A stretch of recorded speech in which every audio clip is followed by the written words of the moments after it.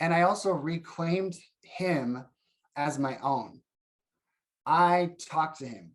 I held 5-year-old Ryan on my lap and I just said, I own you now. I'm in charge of you. You're not going to feel ashamed. You're not going to feel bad. You're not going to feel embarrassed. You're not going to feel guilty. And I've reclaimed him. Like, I own him. Wow.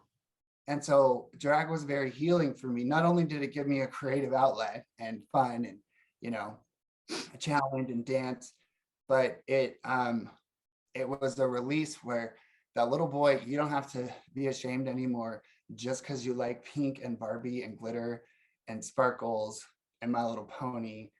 Go for it.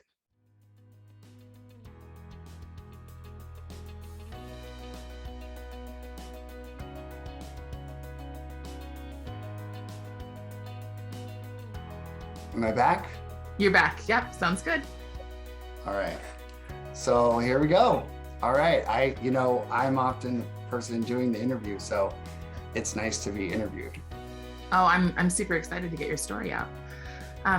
So I just want to hear I just want to go in and hear your story. Tell me. So you've always known that you were gay? Yeah. I mean, to be honest, when you're little and you're like in preschool, you don't have sexual feelings, but you definitely have little kind of crushes, like, and my very first crushes were not with girls. And so, I grew up always knowing I was different. I was often getting in trouble because I was so different. I was effeminate. And so, hold on, I'm nervous because we're talking about real things. We're not doing like a funny show. Let me put on my lip gloss. Okay. It's like Dumbo's feather, I can pull it off if I have my lip gloss on. So basically I've always had same-sex attraction. Girls to me have always just been like sisters, friends, they just never were sexual to me. Once I went through adolescence, that's when, of course, your real feelings kind of kick in. So yeah, I believe I was born this way. I really do. There's a lot of theories, that people are gay because they were abused or whatever, and I wasn't. And so it's just, I think it is what it is. Yeah. And was your family accepting of it? I'm the youngest of 8 kids, and I grew up in a Mormon household, and not just Mormon, but like super, super strict. And so growing up, I was always so different from my brothers, and I was so different from other kids. But when I came out of the closet, first I have to tell you, coming out of the closet as a gay Mormon was cakewalk. It was sunshine and sparkles compared to coming out as a Trump supporting America First gay drag artist 3 years ago. Really, it was so it was difficult. At that time, my family, I was the first person to come out of the closet, and also the first one to step away from the LDS Mormon Church. So it was rough. It was rough, but I knew I was loved, and it was hard for my mom. It was hard for people in my family, but they quickly got over it. And now my only conflict with my family members is the ones who have left the church, and all of my best friends now are Mormon LDS people, and a lot of them don't like that. So it's funny how things worked out, But it was tough. My dad died before I came out of the closet, and he would not have liked it. But he's in heaven, and I'm sure he doesn't care. But when you were a child, there weren't, like, your family didn't know or didn't suspect? Oh yeah, they totally did. They thought that I was, because I was always in like shows and dance and theater, and my brothers definitely did not like that. And so they, they encouraged me. I like had to play sports and go hunting and all that stuff.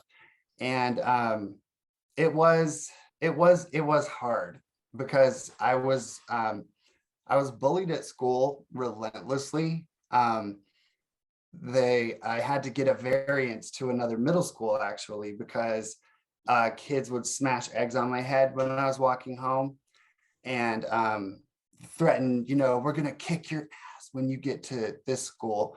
So we got a variance for me to go to another school because it was that bad. So, people think I'm some sort of like right wing jerk who doesn't understand, but I do understand what it's like to be different.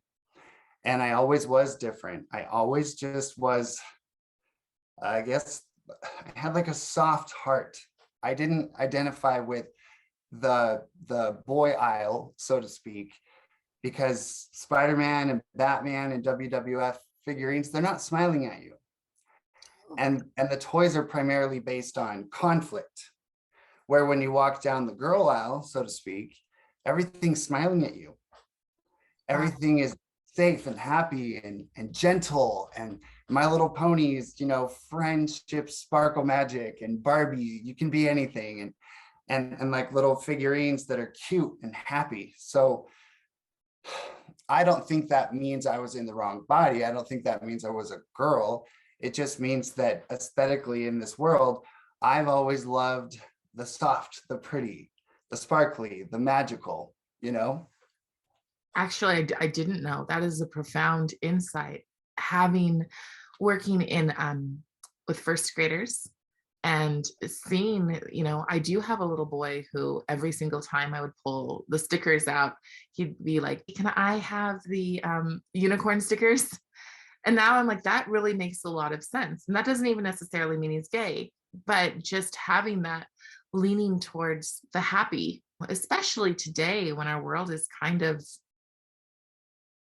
a sad place. There's a lot of sadness, a lot of conflict, a lot of anxiety. When first graders tell you that they know what anxiety is, how do we live in a world where first graders even know the word anxiety?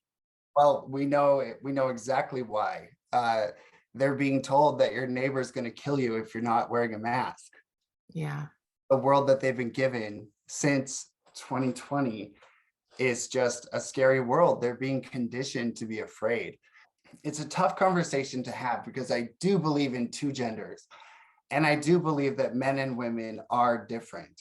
So I'm not saying, oh, we should blur the genders. And I'm not saying that the boy aisle and the girl aisle should not be separate. But I am saying I do think it's a little bit weird that we don't encourage little boys to play with baby dolls, not Barbie, a baby. Why isn't it totally normal for a little boy to pretend he's a dad? Change the diaper, put the baby to bed, feed the baby. I mean, that to me, that's not weird. But I think, but also I do believe that boys are naturally more competitive, more aggressive. And those toys, they sell for a reason. That's why they love Marvel and they love Spider-Man. They love, all that stuff because they do naturally gravitate toward that. I just didn't. I Right. have always loved things that are happy and sparkly and magical and fun and colorful. And I do know that for those of us who've had kids in the last, 15 years, that I think that normalizing boys playing with dolls has been okay for the most part. So I think that we've made some progress there because it is true. Like we can't teach boys that toxic masculinity is, because that's the problem, is that we're teaching our boys flat out that just being boys, just being masculine is wrong. Totally. They're villainizing masculinity. And so that's why, I support masculinity. And I think the idea of toxic masculinity is toxic in itself. What is masculinity? Masculinity is strength. Masculinity is confidence. Masculinity is being a protector. masculinity is being in control of yourself and not being at your emotional whims. So I always tell people I love toxic masculinity. and and we villainize alpha men in the world today. That doesn't mean there's not room for people like me who are a little different, but I will say this: there are two types of effeminate gay men: alpha effeminate and weak effeminate. And so what do I mean by that? I am obviously a flamboyant person. I'm a drag artist, you know, flowers, lip gloss, all of that. But my energy is still alpha because I am a male and I'm an alpha man at heart who just is a little more theatrical and flamboyant than your average alpha male. The two types of effeminate men, do you get what I'm saying? Like, Yes. no one really like needs to like literally talk like that. It's an act, they push it. Yes. So yes, I'm wearing glasses with sparkles on it, but I am an alpha male. And I know that sounds weird for me to say that, but only an alpha male would have the courage to do what I do and get attacked by Antifa and pushed over at the pro-life rally in a wig. Even though it's different, I'm very much an alpha man, and I'm here to defend the country and do what I can. I'm just going to do it my way. I did it my way. I love it. Yeah, because I can see that if you're at a rally and somebody pushes you over, you're not like, oh, help me, you know, you will stand up and deal with it yourself. So I want to talk about, well, first I want to know when was the first time that you put on drag? Well,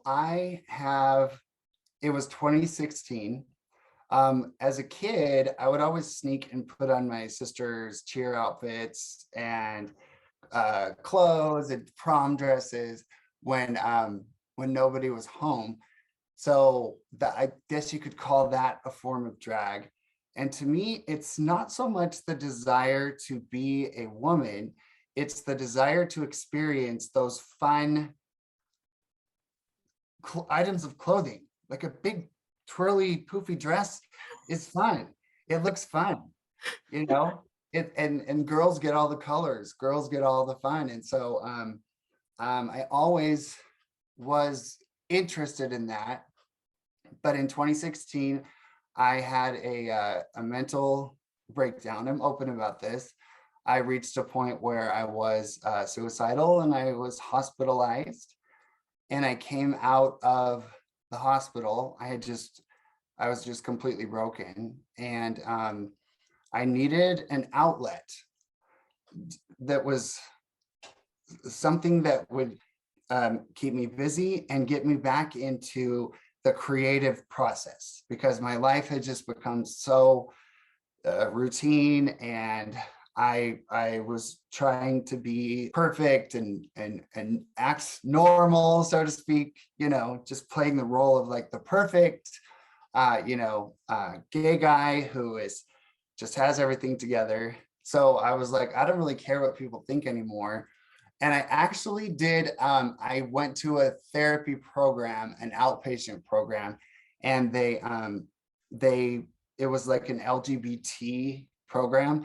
And that was the first time I'd ever heard of or been introduced to the idea of like pronouns and all that stuff. So I was like, maybe I'm trans, because look at all these people in this group. They're obviously trans, and maybe that's the answer. So I flirted with the idea like, maybe I'm trans. So I was like, okay, I'll wear a little eyeliner, put a little hair extension in, see. And I was like, this is fun. I'm flirting with these little activities. I've always loved makeup. I love the smell of makeup. I love the colors. So I was like, okay, maybe I'm trans. And then I went to a nightclub and I saw a drag show, and there was just this glamorous drag queen. It wasn't vulgar or anything, just sparkly dressed, and a fan was blowing the hair. I think he was lip syncing to Beyonce. And I was like, bingo. That's what I want to do. I don't want to be a woman. I don't want to live day to day as a woman. I would never change my body, but I do want to get back into theatrics. And so as an adult, if as a teenager, when you dance, you have your recitals, you have everything going on and you have that. But as an adult, performance opportunities are far and few between. And I teach dance. I've danced for years and years and years. And that was an opportunity to start rehearsing again, choreograph again, spotlight, adrenaline, preparing for the show. It was a creative outlet and it saved my life. That creative process got me out of that dark place that I was in. And it also gave me the courage to say, I don't care what anybody thinks. I don't care. I'm not hurting anybody. I just wanted to get back into something that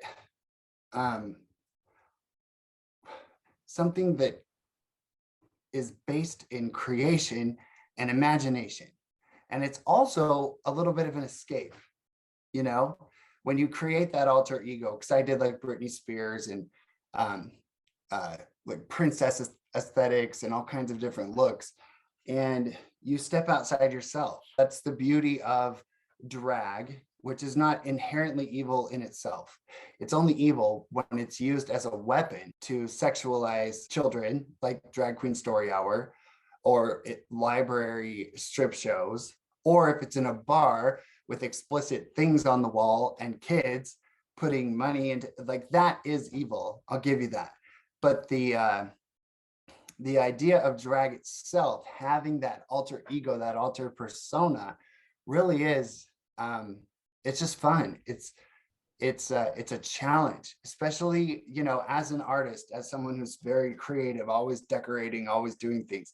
It's so fun to take yourself and you're the palette and you transform your face, you transform your eyes and everything, and you put on that hair, and it's just, it's fun. So anyway, I digress a little bit, but yeah, 2016, after a very dark, awful time.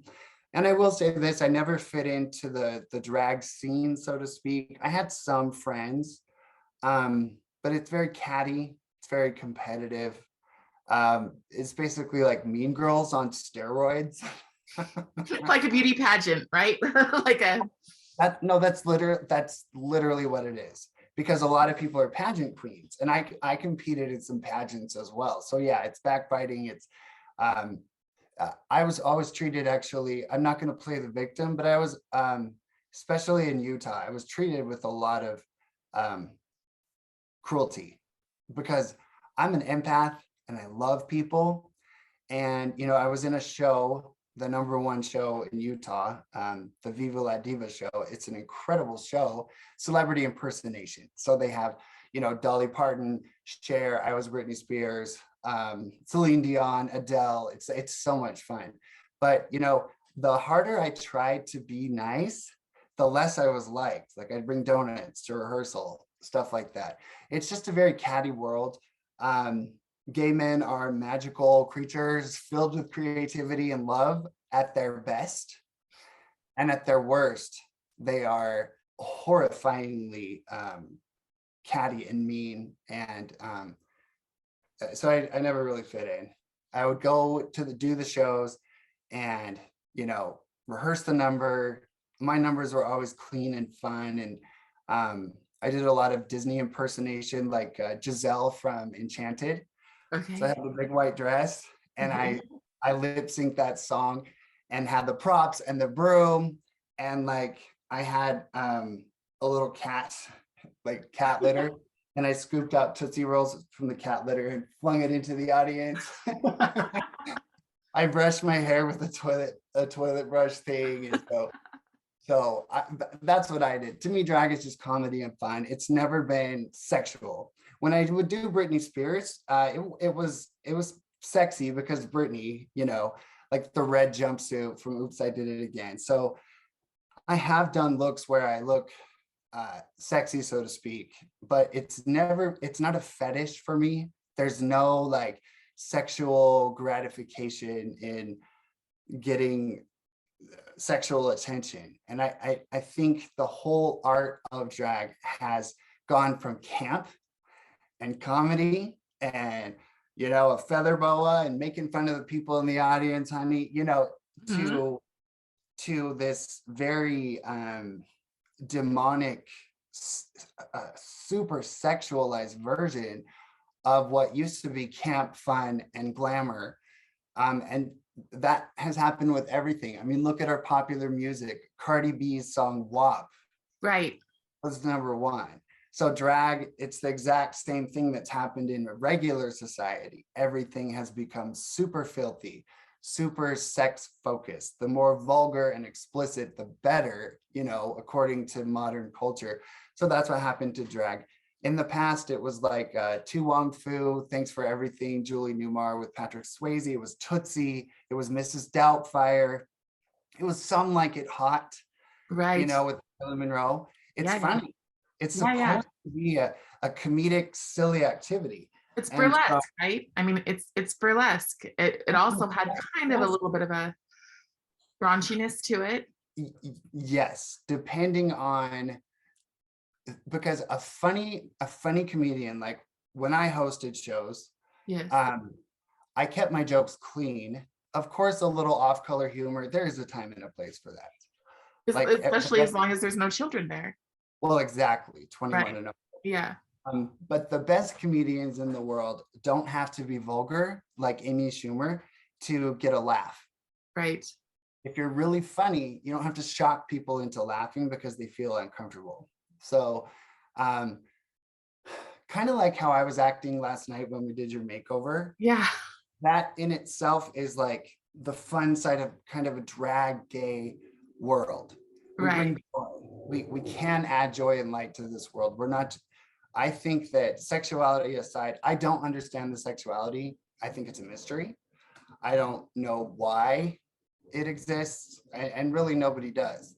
And I've been able to bless a lot of people's lives. And I've been the man in so many women's lives that's like a brother and a best friend and a mentor. And I'm there for them, especially the single women who I'm best friends with and I've known. I really feel like if you're gay, you can embrace a very special mission. You don't have to go out and be promiscuous. You don't have to go out and um, just get rid of everything you knew growing up. Like I grew up LDS. I'm an Eagle Scout. I went on a mission, and I hold on to all the good things. I'm not bitter about it, but I just believe that I'm not proud of being gay, but I am proud that what makes me different has made a lot of lives better.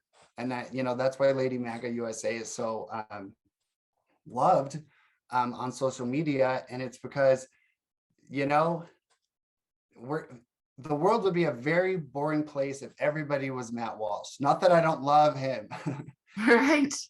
but I just think the world needs silliness. It needs a little sparkle, it needs humor and laughter and all of that. And that's always been my role as, the gay uncle and the gay brother in this world. So I'm just really bitter and angry at the takeover of drag by the left. They've weaponized it. They've turned it into something perverted, completely evil. If I see one more video of, they're even topless. Yeah. It's like, what are you guys doing? Well, that was always the goal. Like, I don't know how much you've dug into queer theory and to the kind of the intellectual part of what's going on. But even like there will be people who might not like that you use the word pervert, but they use the word pervert in these queer theory papers. They use the word pervert. They use intergenerational relationships, i.e., sex with minors, MAPS. Right. I mean, so the goal was always that, but the way that they could get those things in was to make it soft and acceptable at a certain level, and then just to start lowering that level. And oh, you're okay with it being here? This is perfectly fine.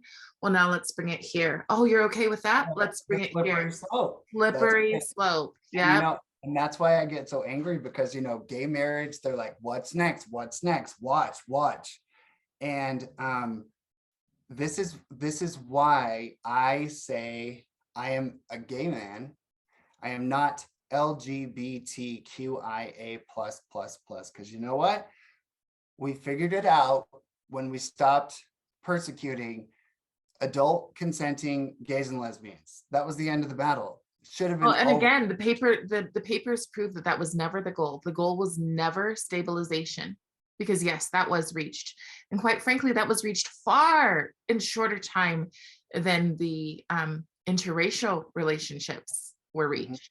Than normalizing like Black people on TV is anything other than servants. You know, immediately once the LGBTQ, like with Ellen, was brought on, as soon as that was brought on, it was like, oh, this is totally acceptable, and let's move, move, move, move, move. And then it was like, let's jam everything in your face, to the point that all of these people who truly never cared, who are very much that classical liberal, live and let live, you do you, I'll do me, right? Right. We were those people. And then it became, it's not acceptable to be you.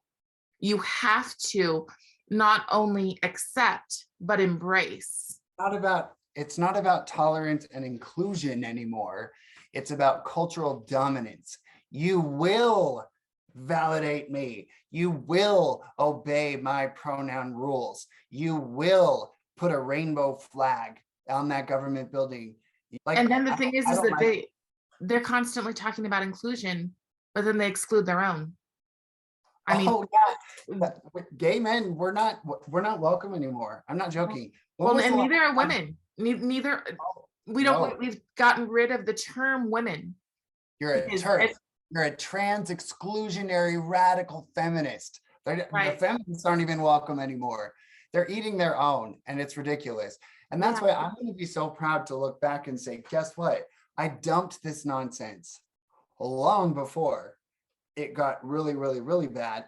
And the further they go, the better, because they're exposing themselves, and common sense people like me are stepping away, because So- the difference is clear between a gay guy like me and the groomers at the bar with a sex show, you know, and that lady in Washington, the wink wink sex shop. Literally, what, like 9-year-olds, right? education class for 9-year-olds. So I'm just done with that. So the idea of a slippery slope, I get it. But I don't think that they can blame gay men and lesbian couples who live their lives, pay their taxes, who are monogamous. I don't think they can blame us for what's happening now, just like you can't blame the original hip hop artists for the filth that hip hop has become today. Right. That makes sense. Absolutely. It's been hijacked. So, you know, drag is evil. All drag is bad. You're going to hell, or because you're. And I'm like, no. It's just like hip hop music. It used to be, when it started, it was like creative and, you know, fun. In the 80s, 90s is when it started getting like drug focused and violence focused and sex focused. And then it's just declined into Lil Nas X literally giving a lap dance to Satan.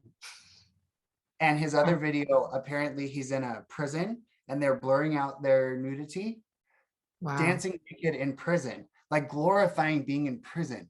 So crime, demonic imagery. So see what I'm saying? Letting down that path. It's not just LGBTQ. It's our culture in general. It is, it's definitely our culture. And again, it's one of those situations where they started with targeting kids with a song that everybody liked, right? Old Town Road was his. In schools. Yes, Marketed. absolutely. And so then he becomes safe. He becomes safe. And then all of a sudden, where the agenda, I think, was probably always there. One of the things that you said in our last piece was that you didn't care. You like to do this because you don't care what people think of you. Yes, I was like, for those of you who don't know, I'm actually staying at Ryan's house, and you can see a pretty hilarious video of me getting a makeover by Ryan the drag queen on his Lady artist. I prefer the term drag artist, because drag queens, it's like it's turned into a dirty word. Right. But And the reason that I'm pointing out that I'm actually at your house is because we did go into some pretty heavy stuff and just preparing to have this conversation. And so you did care. You did care. It was pretty rough growing up. And um just like me having the background of my experience of being LDS and feeling like I needed to be 3 times better to earn my status. These people would say to me things like, well, in heaven, you'll probably be white. And very few, but there is kind of a need to appear perfect, to be perfect all the time. Can you speak to that? What was that like growing up? Well, yeah, I had to be, I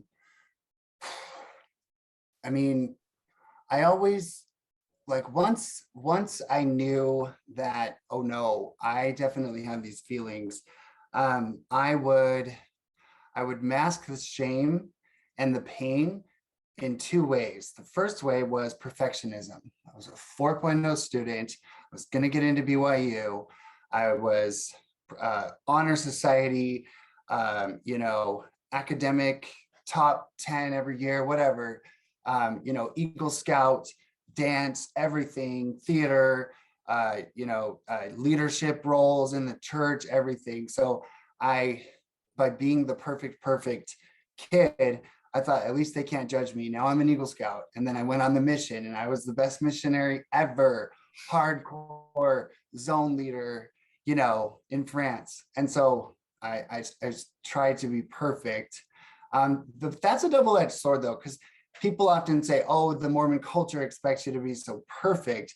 And yet our modern society says embrace McDonald's and obesity. So it's, you know what I'm saying? It's kind of like there's good and bad in all things. So do I regret all those accomplishments? Do I regret being a 4.0 student? Do I regret being an Eagle Scout and all of that? No. So I had to be the perfect kid, but it was mostly self-imposed pressure. But because I was gay, I was always scared, of appearing, effeminate or whatever. And the other way I mask it was always just humor. The funniest people are often the saddest people. And that's my reality. Humor for me is a coping mechanism. It's in a way it's a mask, but it's not like I'm being purposely fake or anything. I go into being the funny gay guy because if people are laughing, then that means they love you. Does that make sense at all? Yeah, it completely makes sense because Oh, one of the most interesting things to me is that when kids are in high school, or at least they used to, one of the things the football players would do that would be the most successful thing that they would do, big, straight, masculine men, put on dresses and drag shows, right? I mean, not today's drag shows, but they would dress in girls' clothes and come out for assemblies, and people loved it. It was hilarious and it was wholesome.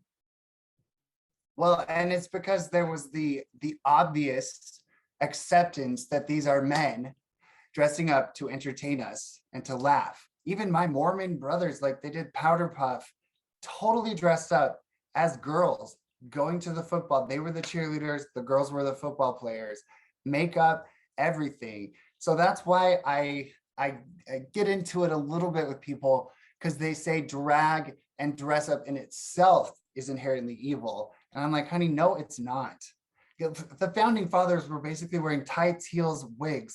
Like, no, seriously. You're Like right, fashion, though. clothing, and dress up. Look at Versailles. Lace, wigs, makeup, powder, fake mole, heels. Look at the Egyptians. Look at the Aztecs. Look at the ancient, any culture.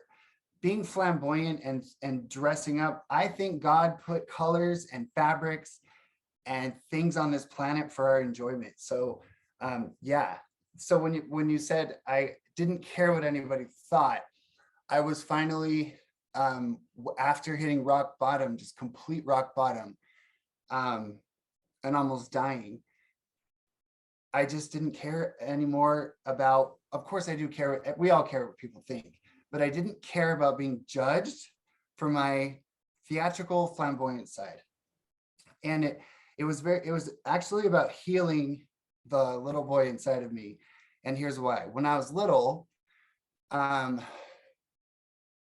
I wasn't allowed to play with, can I say the word FAG on here, or is it going to get you kicked off? No, you're fine. I wasn't allowed to play with FAG toys.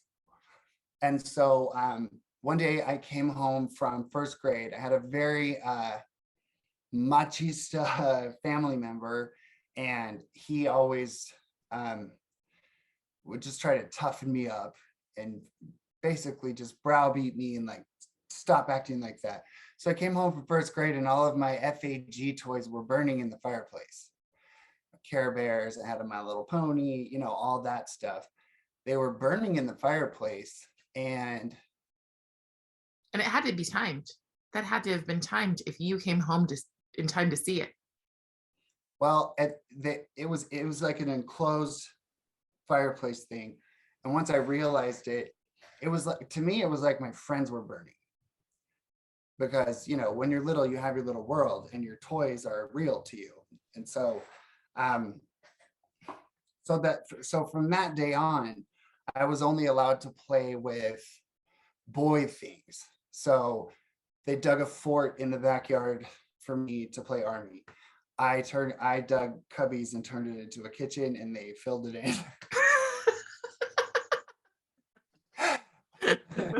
I was forced to go hunting and kill animals. I absolutely hated it. I'm totally pro gun, pro hunting, nothing wrong with it. But as a little kid, I really hated it. I didn't like to be in the back of the pickup with those soft little adorable quail and their heads like. So when we would go hunting and kill rabbits, I never had the luck of shooting it and it dies.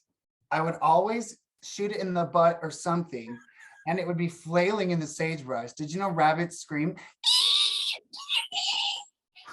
Gosh. Blood everywhere. Oh.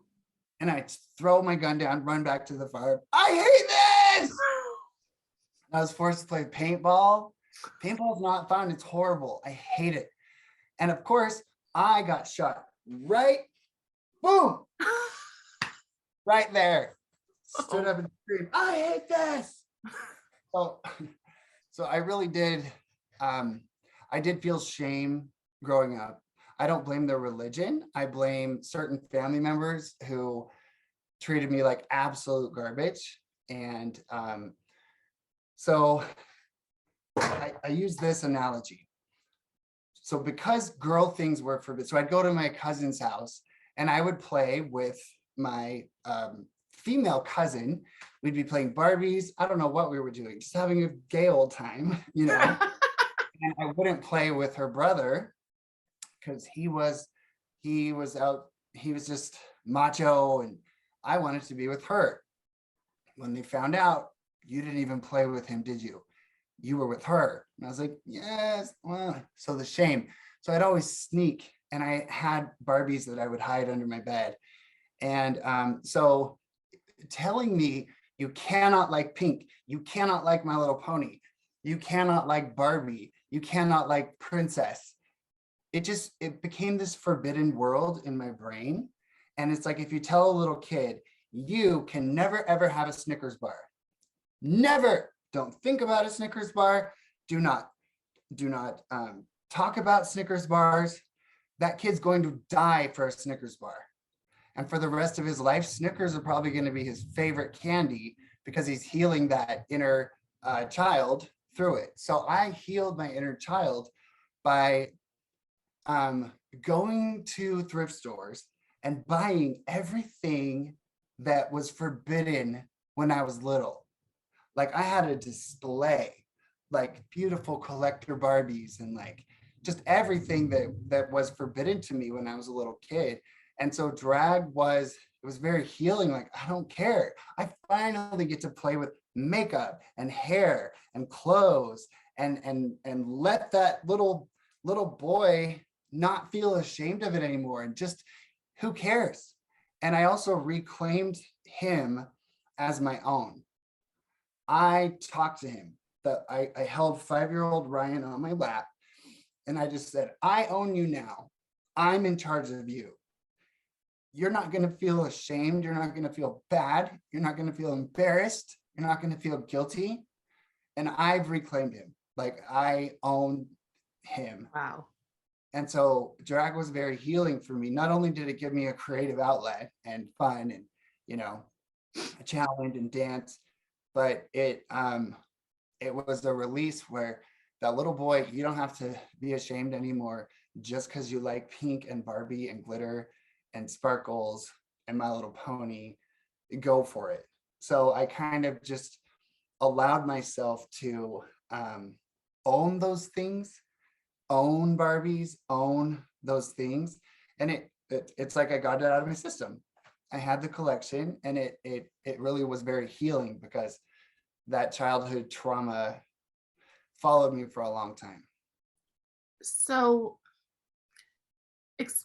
explain to me what would be the happy medium. I had a friend who, her son at 2 years old, was in a store and saw flowers on a dress, and he really loved the flowers. And so she, wanting to be the most affirming parent, went out and bought him an entire closet, an entire wardrobe full of dresses.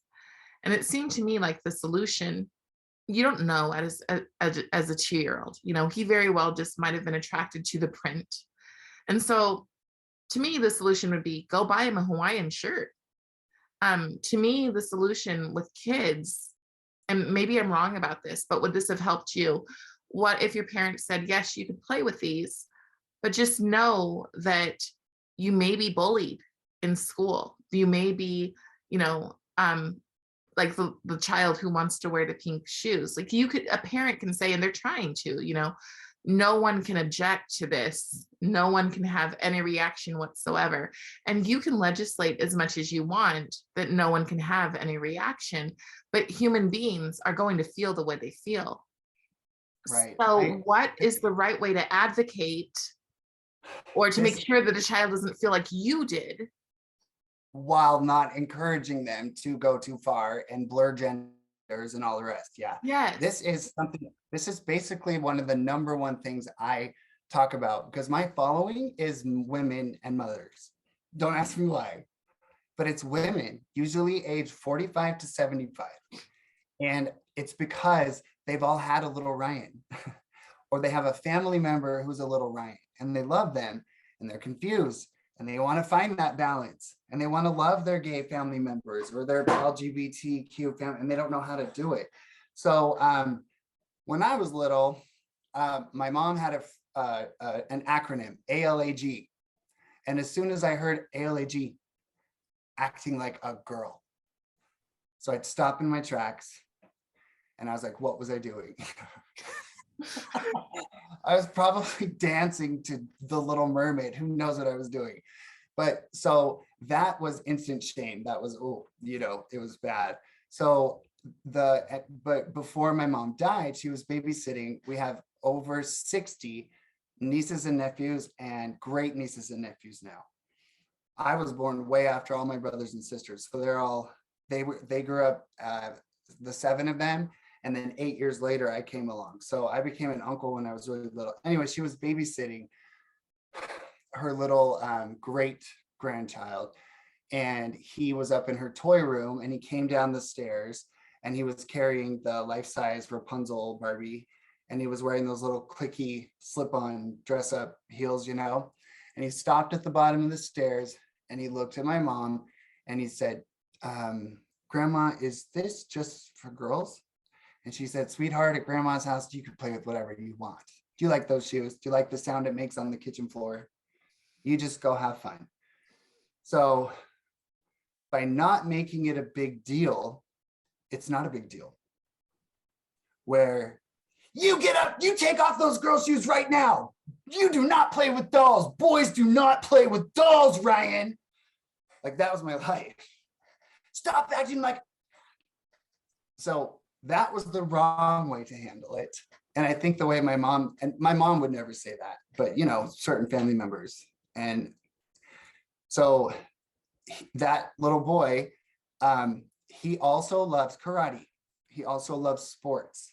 And I think the thing to do is, if you have an effeminate child or a little boy who is gentle and likes pretty Barbies and just wants to watch, happy movies and collect, like I was forced to play baseball and I was always in the field collecting dandelions, making a bouquet. But if you have a kid like that, I think the first thing to do is don't make masculinity threatening. Don't force it, just naturally foster it, and have because my male influences were definitely trying to mold me and make me play football and boxing and paintball and hunting and everything. And it was forced. And I knew it's because there's something wrong with me and I should be like them. Where if they had just done it in a nice way and been like, you know what, you're so awesome and you're so strong. Do you want to go outside and play a little basketball? Instead, it's like they're throwing it, making me catch it, like, I was in basketball. My sister came to my game. She was like, Ryan, you did so good, but you don't have to get rid of the ball as soon as someone passes it to you. I can relate. I was always like, don't hit me. No, get rid of it. Don't shame them. Love them. Ask them why, Now, in this case, it sounds like this little boy loved that dress and mommy went psycho and bought him a whole wardrobe. Maybe she could say, well, that's a girl dress. You know what? We'll go online and we're going to get you a nightshirt that kind of feels like a dress and you can sleep in it. How about that? And when we're home. And the reason I brought up the ALAG thing is because now looking back, that was my mom protecting me. Right. Because she knew I was bullied at school.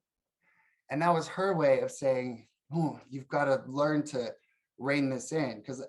And she's the one who got me a variance to another school because the bullies were, I was constantly bullied and threatened. And so I don't think she was ashamed of me. I think she was trying to protect me. So I have no bitterness for her. So here's the question. And my inbox is filled with this very, very issue. I have a daughter, I have a son. They think they're the opposite gender. We found girls' clothing under his bed. Apparently at school, he's identifying as a girl or whatever. And I think this podcast or this episode we're doing is going to be watched by parents, and they're probably facing these very issues. A child is going to find a safe space, no matter what. That safe space is either going to be at home with the parents, or it's going to be online. It's going to be at school. It's going to be in the weirdo LGBT counseling community behind your back. And you got a boy who wants to wear a dress or nail polish. You got to talk to them in a way that keeps them closer to you than to them. And that's such a hard balance because you want them to follow your standards. But if they're 13 and up, even straight kids can't be controlled by their parents in every way. So you gotta be a little bit flexible. Be like, okay, so let's say I'm a dad and I have a 13-year-old boy and I find out he's been wearing women's clothes, because I had this conversation. It was actually in Utah. A father called and asked about that. And he's Mr. Alpha, Mr. Masculine, devastated, not knowing what to do. To a parent, especially a father who's dealing with a son who might be effeminate or who's sneaking and wearing girl clothes or wants to wear makeup or nail polish, the first thing they must do is squeeze their child tight to their chest, hold them and say, I love you about 6 times in a row. And then you say, and we have to have a little conversation, don't we? And then you ask them questions. What is it about makeup that you like? what is it, where did you get the idea that, you think you're in the wrong body? Or, what, do you have gay feelings? Who do you have a crush on? Be their safe space. Because if you're not, they will be. And they are, as we've seen, predatory in this day and age. They are literally trying to rip children from homes that won't give them gender affirming care. So it's a very dangerous world out there. So in my family, obviously with 60 nieces and nephews, we've got some homos in there and their families have had a very hard time navigating this. Some handled it very well. Others completely lost their child because they didn't feel welcome. They didn't feel loved. They felt threatened and bad. So what did they do? They ran out and made really bad choices and didn't end up as healthy and as happy as they could have been had they stayed close. So have those conversations with these kids and gently just ask questions and help them figure out why they might consider themselves to be in the wrong body. And guess what? If your kid is genuinely gay, listen, if your kid says I'm non-binary, if your kid says I'm genderqueer, if your kid says I'm gender non-conforming, they're straight. You don't have to worry about it. They're straight kids trying to fit in, trying to be cool. It's the trendy thing. I'm non whatever. But if they say I am gay, then your radar needs to go off. Gaydar needs to go off a little bit. And that's a serious conversation because the LGBTQIA plus community consists primarily of straight kids looking for attention. And in the old days, it was just kids who shopped at Hot Topic. But now it's this LGBTQ. So that was going to be a phase, the non-binary everything, because they're just primarily heterosexual girls who will meet a guy who's masculine and she'll fall in love with him. So if your kid says I'm gay, you gotta listen. And I don't think you can pray the gay away, because I did go to conversion therapy. After my mission, I did everything I possibly could to not be gay. So you may have to just accept that. And especially if they're 16, 17-ish, we all know you can't even control a rebellious teenage girl, a straight girl in high school. Think about even in our Mormon family, kids are out doing bad things. They're sneaking, they're smoking weed, they're, sleeping with their boyfriend or girlfriend or whatever. So you can't fully control them. But you can talk to them about their sexuality in a way that might feel very awkward as a parent. You may not want to hear about this, but if you don't, they will. Did you get my point here? Absolutely. You got to just kind of swallow your pride. You got to put on a brave face. And it might be agonizing for you to talk about these things and ask specific questions. And as a parent, even sexual questions that you have to talk about with them, because if you don't, they will. And that was my mom. When I came out, she was devastated for a while, devastated. And her bishop, her LDS Mormon bishop said, if you don't keep him close to you, you're going to lose him forever. So looking back, I know it was so hard for my mom, but she's like, so are you dating anybody? How's school? When do I get to see you? And she was probably dying on the inside. But I stayed close to mom. I stayed close to my family. And I made good choices because I had that support network. I never ran to the promiscuous, underground, sleep around lifestyle, because I was close to the people who shared good values with me and kept me in check. So it's a hard pill to swallow. I mean, I would not want to have a gay child. I think it would be so hard. Not that I don't like them. You know what I'm saying? Right. It's hard. It's hard, and you want the best and the easiest, perfect life for your children if you can have it. And you worry about them. That was my mom's fear. Is she's like, Ryan, you're so innocent. You have no idea. You have no idea what you're talking about and what's out there in the world and the people. And she was like, you know, you could get killed, you could get raped, you could get a disease, you know, that's why she was devastated, because she was terrified for me. But I avoided all the pitfalls by sticking to my fundamental LDS upbringing, meaning monogamy, morality, honesty, hard work. And I saw myself as more than just my sexuality. And that's the other point that parents have to have in these awkward, agonizing conversations. They have to ask their child, who are you? Okay, I get it. You're gay, you're trans, whatever, I get it. Who are you outside of that?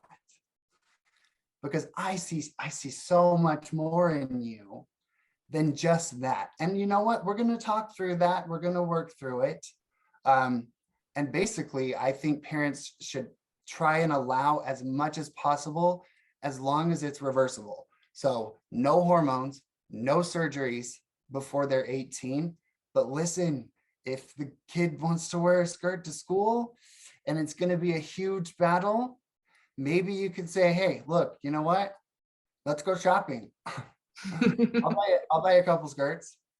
And then the kid won't feel that intrinsic desire to completely rebel, which is what they're doing half the time.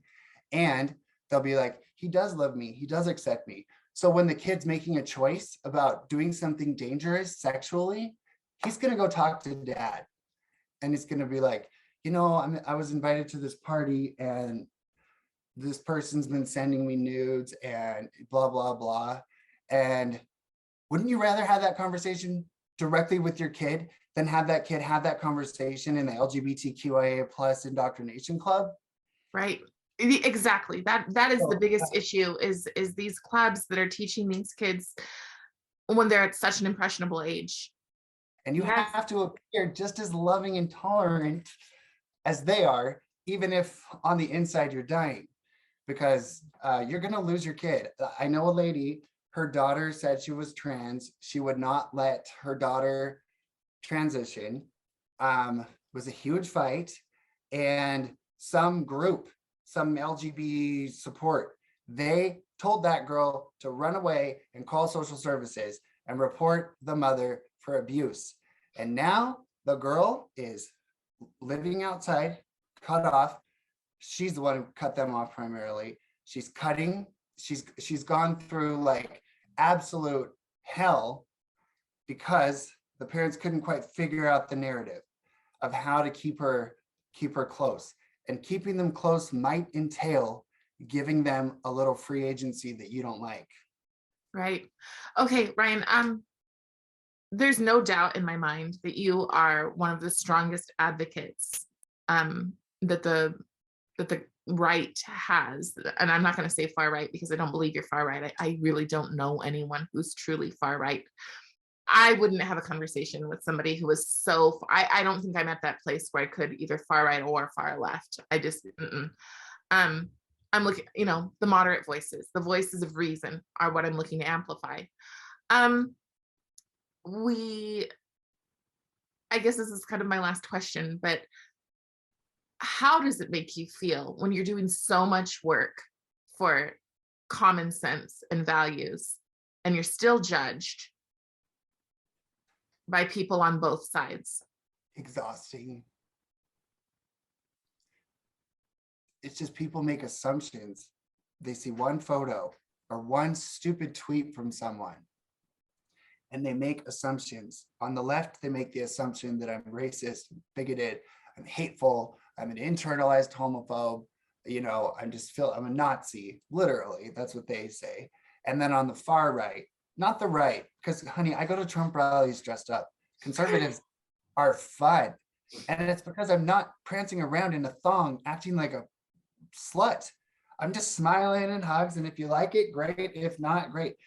But the people on the far right, they make assumptions about me, and that by accepting me and calling me a conservative, it's the slippery slope. Like we can't normalize that in the conservative movement. And I do get that. And I forgive them because what have they seen? But if they got to get to know me or hang out with me as Lady Maga and listen to what I say, they'd be like, I get it. This dude's weird, but it sure is fun. Like all the guys, like the bikers for Trump at CPAC, they come up, they're like, would you come out and take a picture on our motorcycle? Like, of course I would. It was so funny. But see, they get it. Like you mentioned, powder puff in a high school. The reason people don't need to be threatened by me is because I am operating on the assumption that I am a man here to make you laugh and be silly. I'm not here to indoctrinate you. And another issue, they're like, that should never be around kids. You should never be around kids. Well, here's what I have to say about that. If I am specifically targeting an underage audience with the purpose of indoctrinating them, confusing them, sexualizing them, and trying to convince them to be like me or talk about my sexuality, of course not. At a Trump rally, are there families there? Yes. And any parent can say, if they like it, they come up and want a picture and they have their kids. But before we take the picture, every single time I say, yes, of course we can. But we have to talk first. And I'll be like, hey kids, isn't this silly? I am a man in a costume.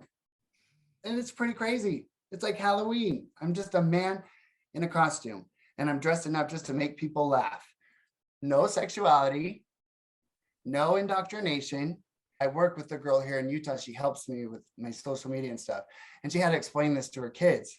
And it really is that simple. He's a man who wears costumes. He's crazy. It's silly. Isn't that silly? That's all you have to do. Not, oh, he doesn't conform. He's the man who doesn't conform to, gender. What? No, it's Mrs. Doubtfire. So I say that, and then we take the picture.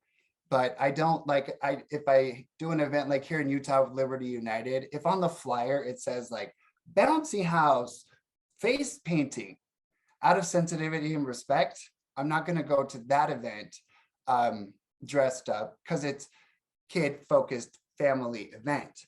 If it's a pro-life rally at the Capitol, you better believe I'm putting on my wig. Time and a place. And so it's just about respect. And if every time Lady Maga is in public, I'm quite literally covered neck to toe. I don't want to be looked at as sexual. I want to be looked at as a mascot, over the top, just fun and fabulous. There really is a big difference. So that's my message to people on the right. It's like, okay, there's rap, which overall is evil right now. The mainstream rap lyrics and messages in all the top 20 rap songs are bad, but there's also Christian rap. So you can't say all rap is bad and it's evil and nobody should ever rap because of the bad ones. I really do believe there is a place in this world for dignified, fun drag artists to make people smile and laugh. And I'll never stop, because that's what I've done my whole life, trying to please other people, fit a certain mold. I just won't do it anymore. I'm just going to do it, the best that I can. Ryan, I can't imagine anyone being a stronger advocate for true gay rights, gay and lesbian rights, which is what we're supposed to be looking for in tolerance. That means not bringing in an issue to children that shouldn't be on children. In other countries, transgenderism is, they have to wait, make sure that this life-altering decision is something that they're truly wanting to make. Now we have a social contagion, and I understand that there will be people who are angry about those comments, but it is a social contagion. This all started with born this way. This all started with just accepting that people are born differently. And we came to the point where we did that. Now what we have is an erasing of that argument, and instead a queering of all of our kids. How do we have those conversations? How do we I mean, I find it really hard to reach across the lines and to speak with leftists. So how do we have the conversations that still foster empathy and also protect our kids and also protect society? Because this is a spiral that never really stops, right? Well, I think the first thing that we have to do is remember that the majority of these people with these beliefs are not evil. The people at the top, the gatekeepers, the agenda pushers, they are very evil.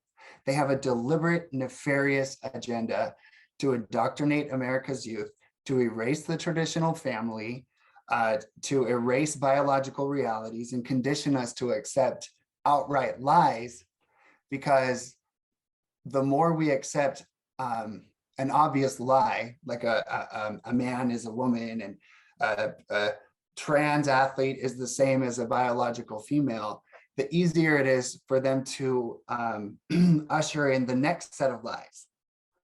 So it's a social conditioning to get us to believe nonsensical things. We saw that with masks and with the whole COVID narrative. So how do we talk to the people on the left? Well, I was at the pro-life rally and I was pushed over and screamed at, but one girl, what I was saying when they pushed me over was, let's have a conversation. Let's have a conversation. No, screaming in my face. But the one girl was like, yes, I want to. And I sat down with her and her sign said, where were you when I was in foster care? We talked for like 20 minutes. I said, honey, I'm not attacking you. Seriously, let's just talk. You're a gorgeous girl. Let's have a conversation. And we did. And she was very emotional and she cried and she truly believed what she was standing for. So it's like one step at a time. But we just spoke heart to heart. So we have to do our best not to hate these people. And I'm guilty of it. My heart is often filled with so much anger and resentment, especially toward the LGBTQ mafia, things they're doing in my name, so to speak, that I get very angry. But I had a friend call me and she said, Ryan, I love you so much. I love Lady Maga, but you're really coming off as snarky and crass lately. I don't feel kindness. And she said, remember, you're not going to reach anyone unless you speak to their inner broken child. And that really, really stuck with me. So I recently did a video on Facebook about how to have that conversation. And I would recommend people watch that one. It was for a conservative to share with their family members who identify as LGBTQ. And so she's right. They want us to scream at each other. They want us to name call. They want us to fight and be ugly online. Just remember that the globalists and the leftists win when we are just as hateful and mean as they are on their side. And sometimes conservatives can be. So if you have an LGBTQ person in your family or gay family member, I would reach out and connect with them in a way that has nothing to do with anything political, religious, or sexual. And here's a tactic, a specific thing I would recommend they do. Send them a text message with a memory from their childhood or your lives, and just say, I was thinking about this today. Remember that summer at Bear Lake and you spilled the ice cream everywhere and you slipped and fell and we were all laughing, and I can just hear your giggle in my heart. And I just wanted you to know I was thinking of that today and I love you and I miss you. That's an olive branch. And that person undeniably is going to remember that happy moment in a simpler time. And so you can reconnect with them by trying to just come back to what you once were, especially when they were a little child. And then you can be reached out. But Christians and conservatives are more persecuted than LGBTQ right now.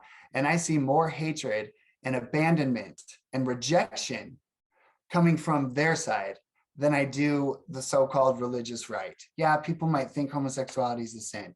whatever, can't have a gay marriage in the Mormon temple. But they're not the ones who cut people off anymore. It's the other side, and they're being conditioned and indoctrinated and taught to do that. And so it's heartbreaking. And that's, I think, why Lady Maga is getting so popular. People love my videos and my message because they miss their gay family members who have cut them off because they wore a hat like this. It's very, very sad. Yeah, it is. I was just thinking, and like, what is the purpose of Lady Maga? And I had hoped that people were going to be able to see you get all dressed up, but I'm really glad that we had this conversation, because this conversation is about showing your soul and showing your heart. And I know, because I've seen some of the hate that gets thrown at you. I know that you've lost your job, persecution, things that any leftist would be screaming and having, massive attacks and lawsuits and all of the like, right? But you have a purpose. And just last night, watching these people, as I was made up to look like, I don't even know, but you look like a 90s fly girl. I watched some of the video and I was like, oh my gosh, I didn't even give her an eye crease. We were rushing and I was nervous, and I was like, oh, I hope, it was fun. It was fun. And that was the only point. But the thing is that they need you to be fun. Ryan made me into a 90s fly girl on color. That's what you look like. But you looked beautiful. Oh, you're so kind. But maybe a little harsh on the cosmetics. And it was fun. It was definitely something different. But the whole point is that there's so many people who are hurting, and they need light and they need joy in their lives. And you bring that. And if they're laughing because they're amused by it, there's nothing wrong with that, because we need some laughter. And also, not only do you bring laughter, but I've never seen anything that you've posted that doesn't have heart in it as well.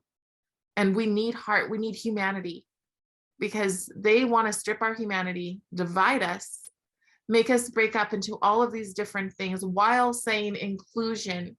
But the thing about that is inclusion is that if you don't fit exactly, and I always do this, if you don't fit into the box, then they alienate you, then they destroy you, then they try to make you so depressed that you want to kill yourself, because they cannot accept dissent in any way.